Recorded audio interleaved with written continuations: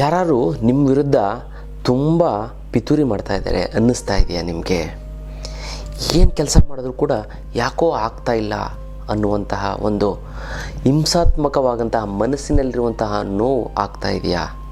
ಅದಕ್ಕೆ ಕಾರಣ ಯಾರು ಗೊತ್ತಾ? ನಿಮ್ಮ ಶತ್ರು. ಆ ಶತ್ರು ಹೇಗಿರ್ತಾನೆ ಅಂತಂದರೆ ಮೇಲ್ಗಡೆ ನಗ್ನಗ್ತಾನೇ ಇರ್ತಾನೆ, ಹಿಂದೆ ಹುಷಾರಾಗಿ ಮೆಲ್ಲಗೆ ಏನು ಮಾಡ್ತಾನೆ, ಅವನು ಕೈ ಚಿಳಕ ತೋರಿಸ್ಬಿಡ್ತಾನೆ. ಆವಾಗ ನೀವು ಮುಂದೆ ಫಾಸ್ಟಾಗಿ ದುಡ್ಡು ಸಂಪಾದನೆ ಮಾಡ್ತಾ ಇರ್ತೀರಾ, ಹಣ ಸಂಪಾದನೆ ಮಾಡ್ತಾ ಇರ್ತೀರಾ, ಹೆಸರು ಸಂಪಾದನೆ ಮಾಡ್ತಾ ಎಡವು ಬಿದ್ದು ಬಿಡ್ತೀರಾ. ಅದಕ್ಕೋಸ್ಕರ ಆ ಶತ್ರುವನ್ನು ಮಟ್ಟ ಹಾಕೋದಕ್ಕೆ ನಾನು ಅದ್ಭುತವಾದಂತಹ ಕೆಲವೊಂದಾರು ವಿಚಾರಗಳನ್ನು, ತಂತ್ರಗಳನ್ನು ಮತ್ತು ರಕ್ಷಣೆಯನ್ನು ನಾನು ನಿಮಗೆ ತಿಳಿಸ್ಕೊಡ್ತೀನಿ. ಅದು ಯಾವ ಒಂದು ವಿಚಾರ ಅಂತ ನಾವು ತಿಳ್ಕೊಳ್ಳೋಣ. ಅದಕ್ಕಿಂತ ಮುಂಚೆ ನೀವು ವಿನಯ್ ಯೋಗಿ ಗುರುಜಿ ಅಂತ ಯೂಟ್ಯೂಬ್ ಚಾನಲ್ ಲೈಕ್ ಮಾಡಿ, ಸಬ್ಸ್ಕ್ರೈಬ್ ಆಗಿ, ಮತ್ತು ಬೆಲ್ ಬಟನ್ ಒತ್ತಿ, ಮತ್ತು ಫೇಸ್ಬುಕ್ಕು ಇನ್ಸ್ಟಾಗ್ರಾಮಲ್ಲೂ ಕೂಡ ಲೈಕ್ ಮಾಡಿ, ಶೇರ್ ಮಾಡಿ, ಫಾಲೋವನ್ನು ಮಾಡ್ಕೊಳ್ಳಿ. ನೋಡಿ, ನಮ್ಮ ಶತ್ರು ಏನು ಅಂತಂದರೆ ಗೊತ್ತಾ, ಯಾವ ರೀತಿ ಶತ್ರುಗಳು ಆಗ್ತಾರೆ ಅನ್ನೋದನ್ನು ನೀವು ತಿಳ್ಕೊಬಿಡ್ತು ಅಂದರೆ ನಿಮ್ಮ ಲೈಫ್ ಲಾಂಗ್ ನಿಮಗೆ ಶತ್ರುಗಳು ಬರೋದೇ ಇಲ್ಲ. ಏನು ಅಂತ ಗೊತ್ತಲ್ಲ? ನೋಡಿ, ಶತ್ರು ಅಂತ ಅಂದರೆ ನೆಗೆಟಿವ್ ಪರ್ಸನ್. ಮೊದಲನೇ ಶತ್ರು ಯಾರು ಗೊತ್ತಾ? ನಮ್ಮಲ್ಲಿರುವಂತಹ ಒಂದು ನೆಗೆಟಿವ್. ನಮ್ಮಲ್ಲಿ ನೆಗೆಟಿವ್ ಏನು ಅಂತಂದರೆ, ನೀವು ಕಣ್ಣು ಕುಕ್ಕೋ ರೀತಿ ನೀವು ಒಡವೆಗಳನ್ನು ಹಾಕ್ಕೊಂಡು ಹೋಗ್ತೀರಾ, ಡ್ರೆಸ್ಸನ್ನು ಹಾಕ್ಕೊಂಡು ಹೋಗ್ತೀರಾ. ತುಂಬ ಅಟ್ರಾಕ್ಷನ್, ಇಡೀ ಒಂದು ಮದುವೆ ಮನೇಲಿ ಯಾರೂ ಕೂಡ ಇರೋದಿಲ್ಲ ಅಂಥ ಒಂದು ಅದ್ಭುತವಾದ ಡ್ರೆಸ್ಸನ್ನು ಹಾಕ್ಕೊಂಡು ಹೋಗ್ತೀರಾ. ಆದರೆ ದಿಸ್ ಎ ಪಾಸಿಟಿವ್. ತುಂಬ ಜನ 70 to 80% ಜನ ಏನು ಹೇಳಿ ನೋಡಿ ಖುಷಿ ಪಡ್ತಾರೆ, ಸಂತೋಷ ಪಡ್ತಾರೆ, ವಾವ್ ಅಂತಾರೆ. ಆದರೆ 20% ಜನ ನಿಮ್ಮನ್ನು ನೋಡಿ ಹೊಟ್ಟೆ ಉರ್ಕೋತಾರೆ. ಈ ಹೊಟ್ಟೆ ಉರ್ಕೊಳ್ಳೋದ್ರಿಂದ ಅವ್ರಿಗೆ ಸಮಸ್ಯೆ. ಆದರೆ ಆ ಹೊಟ್ಟೆ ಉರ್ಕೊಂಡು 80% ಅವ್ರಿಗೆ ಸಮಸ್ಯೆ ಆಗುತ್ತೆ. ಇನ್ನು 20% ಅವರ ಒಂದು ಕಣ್ಣು ದೃಷ್ಟಿ ನಿಮ್ಮ ಮೇಲೆ ಬೀರುತ್ತೆ. ಆ ಒಂದು ಕಣ್ಣು ದೃಷ್ಟಿ ನಿಮ್ಮ ಮೇಲೆ ಬಿದ್ದು ತುಂಬ ಎಫೆಕ್ಟ್ ಆಗ್ತಾ ಬರುತ್ತೆ ಅದಲ್ಲ.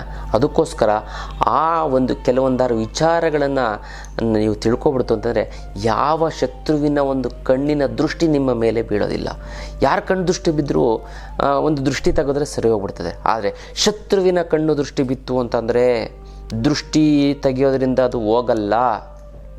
ಅದಕ್ಕೊಂದು ವಿಶೇಷವಾದಂಥ ಒಂದು ವಿಧಾನವನ್ನು ತಿಳಿಸ್ಕೊಡ್ತೀನಿ. ಅದೇನು ಅಂತ ನಾವು ನೋಡೋಣ. ನೋಡಿ, ನಾನು ಹೇಳ್ತಿಲ್ಲ, ಎಲ್ಲದಕ್ಕೂ ಕೂಡ ದೈವಬಲ. ದೈವಬಲ ಒಂದು ಇತ್ತು ಅಂತಂದರೆ ಯಾವ ಶತ್ರುವು ಕೂಡ ಏನೂ ಮಾಡೋಕ್ಕಲ್ಲ. ಸಾಕ್ಷಾತ್ ದೈವಬಲ ಅಂತಂದರೆ ಕೃಷ್ಣಂ ಒಂದೇ ಜಗದ್ಗುರುಂ ಅಂತಂದಂಗೆ ಕೃಷ್ಣ ಒಂದಿತ್ತು ಅಂತಂದರೆ ಯಾವ ರೀತಿ ಭಗವದ್ಗೀತೆಯಲ್ಲಿ ನೀವು ನೋಡಿದ್ದೀರಾ, ಮಹಾಭಾರತದಲ್ಲಿ ಅದಕ್ಕೆ ಮಹಾಭಾರತ ಅನ್ನೋಂಥದ್ದು. ಮಹಾಭಾರತ ಅಂದರೆ ಇಡೀ ಪ್ರಪಂಚ, ಇಡೀ ವಿಶ್ವ ಗೊತ್ತಲ್ಲ. ಆ ಒಂದು ಹೆಂಗೆ 5 ಜನ 108 ಜನ ಮತ್ತು ಇನ್ನೂ ಕೋಟ್ಯಾಂತರ ಜನರ ಒಂದು ಸಂಹಾರವನ್ನು ಮಾಡಿ ಯುದ್ಧ ಸಮಾಪ್ತಿ ಮಾಡಿದ್ರು. ಯಾಕೆ ಅಂತಂದರೆ ಕೃಷ್ಣನ ಒಂದು ದೈವ ಬಲದಿಂದ ಮಾತ್ರ ಅಲ್ಲ. ಆ ಒಂದು ಕೃಷ್ಣನ ಒಂದು ದೈವ ಬಲ ಇತ್ತು ಅಂತಂದರೆ ಯಾವ ಶತ್ರು ಕೂಡ ನಿಮಗೆ ಏನು ಮಾಡೋದಕ್ಕೆ ಆಗೋದಿಲ್ಲ. ಅದಕ್ಕೋಸ್ಕರ ನಿಮ್ಮ ದೃಷ್ಟಿ ನೋಡಿ, ಅದಕ್ಕೆ ನಾನು ಹೇಳ್ತಾ ಇರ್ತೀನಿ ಯಾವಾಗಲೂ, ಕೆಟ್ಟ ದೃಷ್ಟಿ ಬಿದ್ದು, ಅದು ಶತ್ರುಗಳ ಕಣ್ಣು ದೃಷ್ಟಿ ಬಿತ್ತು ಅಂತಂದರೆ ಅದರಿಂದ ನಾವು ಬಚಾವಾಗೋದಕ್ಕೆ ತುಂಬ ಕಷ್ಟ. ಆದರೆ ಒಂದೇ ಒಂದು ವಿಚಾರದಲ್ಲಿ ನಾವು ಶತ್ರುಗಳನ್ನು ಅವ್ರು ಯಾವ ದೃಷ್ಟಿನೂ ಬಿಡ್ದಂಗೆ ಅಲ್ಲೇ ಕಟ್ ಮಾಡಿಬಿಡ್ಬೋದು ಅದಲ್ಲ. ರಕ್ಷಣೆ ಬುಲೆಟ್ ಪ್ರೂಫ್ ಇದ್ದಂಗೆ. ಅದು ದೈವ ದೃಷ್ಟಿ ನಮ್ಮ ಮೇಲೆ ಬೀಳ್ತು ಅಂತಂದರೆ ಯಾವ ಶತ್ರುವಿನ ಒಂದು ಬಾಧೆಯೂ ಕೂಡ ನಿಮಗೆ ತಟ್ಟೋದಿಲ್ಲ. ಅದಕ್ಕೆ ನಾನೇನು ಮಾಡಿದೆ, ಆಧ್ಯಾತ್ಮ ಪಯಣ ಮಾಡಿದ್ದೀನಿ ಗೊತ್ತಲ್ಲ. ಈ ಆಧ್ಯಾತ್ಮ ಪಯಣಕ್ಕೆ ನಾವು ಹೋದಾಗ ದೇವರ ಒಂದು ದೃಷ್ಟಿ ನಮಗೆ ಬೀಳುತ್ತೆ. ನಾನು ಮೊನ್ನೆ ಪುರಿ ಜಗನ್ನಾಥ ತುಂಬ ಖುಷಿಪಟ್ಟರು. ಗುರುಗಳು, ಇಂಥ ನಾನು ಆಧ್ಯಾತ್ಮ ಪಯಣ, ಅಂಥ ಟೂರ್, ಇಂಥ ಒಂದು ಇದನ್ನು ನಾನು ಪ್ರಪಂಚದಲ್ಲಿ ನಾನು ಜೀವಮಾನದಲ್ಲಿ ನೋಡೇ ಇಲ್ಲ ಅಂತ ಜನ ಅಷ್ಟು ಖುಷಿಪಟ್ಟರು. ಅದು ವಿಡಿಯೋ ಕ್ಲಿಪ್ಪಿಂಗ್ಸ್ ಎಲ್ಲ ಹಾಕ್ತೀನಿ ನೋಡಿ, ಗೊತ್ತಾಯ್ತಲ್ಲ. ಅಂದರೆ ಪುರಿ ಜಗನ್ನಾಥದಲ್ಲಿ ಏನಂತಂದರೆ ಜಗನ್ನಾಥ ನಮ್ಮನ್ನು ನೋಡ್ಕೊಳ್ಳೋದಕ್ಕೆ ಆತ ಕರೆಸ್ಕೊತಾ ಇರ್ತಾನೆ. ಅದೇ ರೀತಿ ನೀವು ಪುಣ್ಯಕ್ಷೇತ್ರಗಳಲ್ಲಿ ಲಕ್ಷಾಂತರ ಜನ, ಕೋಟ್ಯಾಂತರ ಜನ ಸುಮ್ಮನೆ ಹೋಗಲ್ಲ. ಅವರೆಲ್ಲ ದಡ್ರಲ್ಲ, ಇಂಥೊಂದು IAS IPS ಆಫೀಸರ್ಸ್ಗಳು, ಅವರು ಬುದ್ಧಿವಂತರು, ಜ್ಞಾನಿಗಳು ಎಲ್ಲ ಹೋಗಿ ದರ್ಶನ ಮಾಡ್ತಾ ಇದ್ದಾರೆ ಅಂತಂದರೆ ಅಲ್ಲಿ ಏನೋ ಒಂದು ಸತ್ವ ಇದೆ, ಏನೋ ಒಂದು ಮಹತ್ವ ಇದೆ ಅಂತ. ಅಂಥ ಒಂದು ದೈವ ಕ್ಷೇತ್ರವನ್ನು, ಪುಣ್ಯಕ್ಷೇತ್ರವನ್ನು ನಾವು ದರ್ಶನವನ್ನು ಮಾಡ್ತು ಅಂತಂದರೆ ಯಾವ ಒಂದು ಶತ್ರುವಿನ ಒಂದು ಬಾಧೆಯೂ ಕೂಡ ನಮಗೆ ಬಾಧಿಸುವುದಿಲ್ಲ. ತಿಳ್ಕೊಳ್ಳಿ. ಅದಕ್ಕೆ ನೀವೇನು ಮಾಡಬೇಕು ಅಂತಂದರೆ ಪುಣ್ಯಕ್ಷೇತ್ರ ಅಟ್ಲೀಸ್ಟ್ 6 ತಿಂಗಳಿಗೆ ಒಮ್ಮೆ ಆದರೂ ಪುಣ್ಯಕ್ಷೇತ್ರ ದರ್ಶನವನ್ನು ಮಾಡಬೇಕು. ಈ ಜೀವನ ಇರೋದೇನಕ್ಕೆ? ಸಾರ್ಥಕ ಮಾಡ್ಕೊಳ್ಳೋದಕ್ಕೆ. ದೇಶ ಸುತ್ತು ಕೋಶ ಓದು. ದೇಶ ಏನಕ್ಕೆ ಸುತ್ತಬೇಕು? ದೈವ ದರ್ಶನವನ್ನು ಮಾಡೋದಕ್ಕೆ.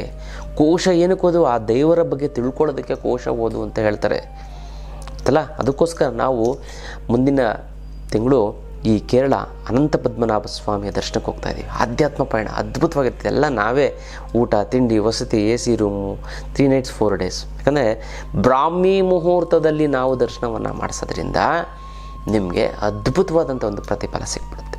ಬ್ರಾಹ್ಮಿ ಮುಹೂರ್ತ ಬೆಳಗಿನ ಜಾವ 4 ಗಂಟೆ ಅಂತಂದರೆ 4 ಗಂಟೆಯಿಂದ 5 ಗಂಟೆಯಲ್ಲಿ ನೀವು ದರ್ಶನ ಮಾಡ್ತೀರಿ. ಬ್ರಾಹ್ಮಿ ಇನ್ನೂ ಬೇಗ ಗೊತ್ತಲ್ಲ.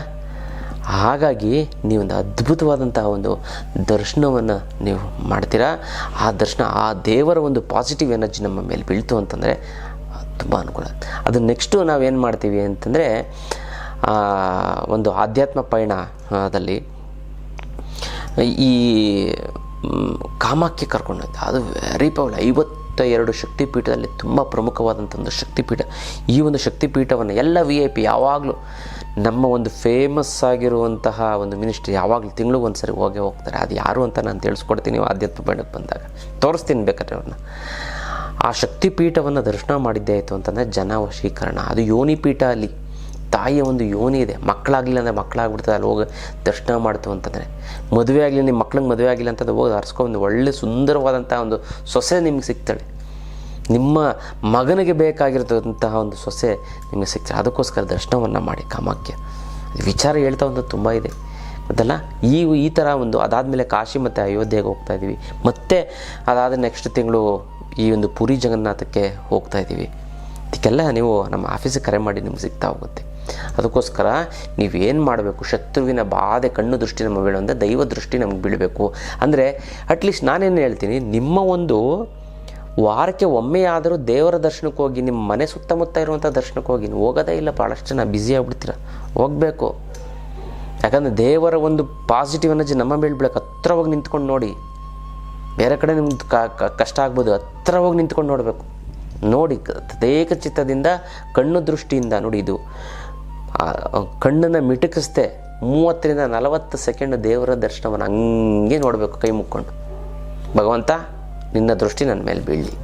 ದೇವರ ದೃಷ್ಟಿ ಬೀಳ್ತು ಅಂತಂದರೆ ಎಂಥ ಕೆಟ್ಟ ಕಣ್ಣು ದೃಷ್ಟಿ ಹಂಗೆ ಉರಿದು ಬೂದಿ ಆಗಿಬಿಡ್ತದೆ ಗೊತ್ತಲ್ಲ. ಅದಕ್ಕೆ ಆ ಒಂದು ದೇವರ ದೃಷ್ಟಿ ಇತ್ತು ಅಂದರೆ ನಮ್ಮ ಅಷ್ಟಲಕ್ಷ್ಮಿ ಅಂತ ನಿಮ್ಮ ಮನೆಗೆ ಬಂದು ತಲುಪುತ್ತೆ. ಅಷ್ಟಲಕ್ಷ್ಮಿ ಅಂತ ಅದು ಹೆಂಗೆ ಎಷ್ಟು ಪವರ್ ಅಂತ ರಾಮಬಾಣ ಇದ್ದಂಗೆ ನಿಮ್ಮ ಹಣಕಾಸಿನ ಸಮಸ್ಯೆಗೆ ಗೊತ್ತಾಯ್ತಲ್ಲ. ಅದ್ಭುತವಾದಂಥ ಒಂದು ಸಮಸ್ಯೆ. ಸಾಲ ಮಾಡ್ಕೊಂಡಿರ್ತಾರೆ ತುಂಬ. ಎಷ್ಟು ಸಾಲ ಮಾಡಿ ಸಾಲದವ್ರು ಫೋನ್ ಮೇಲೆ ಫೋನ್, ಮೆಸೇಜ್ ಮೇಲೆ ಮೆಸೇಜ್ ಮನೆ ಹತ್ರ ಬಂದು ಕೂಗಾಡ್ತಾ ಇತ್ತು ಅಂದರೆ ಎಷ್ಟು ಮಾನಸಿಕವಾಗಿ ನೋವಾಗುತ್ತೆ ಗೊತ್ತಾ. ಅದಕ್ಕೆ ಅದನ್ನು ತಡೆಯೋದಕ್ಕೋಸ್ಕರ ಅಷ್ಟಲಕ್ಷ್ಮಿ ಯಂತ್ರ ಇದೆ. ಆ ಅಷ್ಟಲಕ್ಷ್ಮಿ ಯಂತ್ರವನ್ನು ನೀವು ಪಡೆದುಕೊಳ್ಳಿ, ಪರಿಹಾರ ಆಗ್ತಾ ಹೋಗುತ್ತೆ. ಶತ್ರುವಾದಾಗ ನಾನು ಹೇಳಿದ್ನಲ್ಲ, ದೈವದೃಷ್ಟಿ. ಆ ದೈವದೃಷ್ಟಿ ನಿಮ್ಮ ಮೇಲೆ ಬಿತ್ತು ಅಂತಂದರೆ ಶತ್ರುಬಾಧೆ ಸಂಪೂರ್ಣ ನಿವಾರಣೆ ದೈವದೃಷ್ಟಿಯಿಂದ ಮಾತ್ರ ಸಂಪೂರ್ಣವಾದಂಥ. ಇದಕ್ಕೆ ನಾವು ಶತ್ರುದೃಷ್ಟಿ ಬೀಳಬಾರ್ದು ಅಂತ ನಾವು ಒಂದು ಯಂತ್ರನೂ ಕೂಡ ಮಾಡಿಕೊಡ್ತೀವಿ ಗೊತ್ತಲ್ಲ. ನೀವೇನು ಅಂತ ಸಂಪೂರ್ಣವಾದಂಥ ರಕ್ಷಣೆ ಬೇಕು ಅಂತಂದರೆ ಇದನ್ನು ನೀವು ಮಾಡಲೇಬೇಕು, ವಾರಕ್ಕೆ ಒಮ್ಮೆ ಆದರೂ ಗೊತ್ತಲ್ಲ. ಮತ್ತು ಶತ್ರುವಿನ ಕಣ್ಣು ದೃಷ್ಟಿಗೆ ಬೀಳಬಾರ್ದು ಅಂತಂದರೆ ಆನ್ಲೈನ್ ಕ್ಲಾಸಲ್ಲಿ ಹೇಳ್ಕೊಡ್ತೀನಿ ನಾನು. ಭಾಳಷ್ಟು ಜನ ಶತ್ರುಗಳ ಕಣ್ಣು ದೃಷ್ಟಿಗೆ ಬಿದ್ದು ಬರ್ತಾ ಇರೋಂಥ ಇನ್ಕಮ್ ಹಂಗೆ ಹೊರಟೋಗ್ಬಿಡ್ತದೆ. ನೀರು ಥರ ಖರ್ಚಾಗ್ಬಿಡ್ತದೆ, ಮತ್ತು ಬರೋದೇ ಇಲ್ಲ ಬಿಕಾಸ್ ಆಫ್ ಶತ್ರು ಬಾಧೆ. ಅದಕ್ಕೋಸ್ಕರ ಆನ್ಲೈನ್ ಕ್ಲಾಸಲ್ಲಿ ಸಂಪೂರ್ಣವಾದ ಜನವಶೀಕರಣ ಆನ್ಲೈನ್ ಕ್ಲಾಸ್ ಇರುತ್ತೆ. ಅದ್ರ ಬಗ್ಗೆ ಮಾಹಿತಿ ಎಲ್ಲ ನಿಮ್ಮ ಆಫೀಸಿಗೆ ಫೋನ್ ಮಾಡಿ ಸಿಗುತ್ತಾ ಹೋಗುತ್ತೆ. ನೋಡಿ ಹೆಂಗೆ ಬರುತ್ತೆ ದುಡ್ಡು ಅಂತಂದರೆ ಹಂಗೆ ಸುರಿಯುತ್ತೆ. ಹಾಗಾಗಿ ಶತ್ರುವಿನಿಂದ ರಕ್ಷಣೆ ಮಾಡ್ಕೊಳ್ಳಿ, ತುಂಬ ಚೆನ್ನಾಗುತ್ತೆ, ಒಳ್ಳೆಯದಾಗ್ತಾ ಬರ್ತದೆ. ಇದು ವಿಶೇಷವಾದಂಥ ಒಂದು ವಿಚಾರ. ಇನ್ನಷ್ಟು ವಿಚಾರ ತಿಳ್ಕೊಳ್ಳೋಣ ಮುಂದಿನ ಸಂಚಿಕೆ. ಅಲ್ಲಿವರೆಗೂ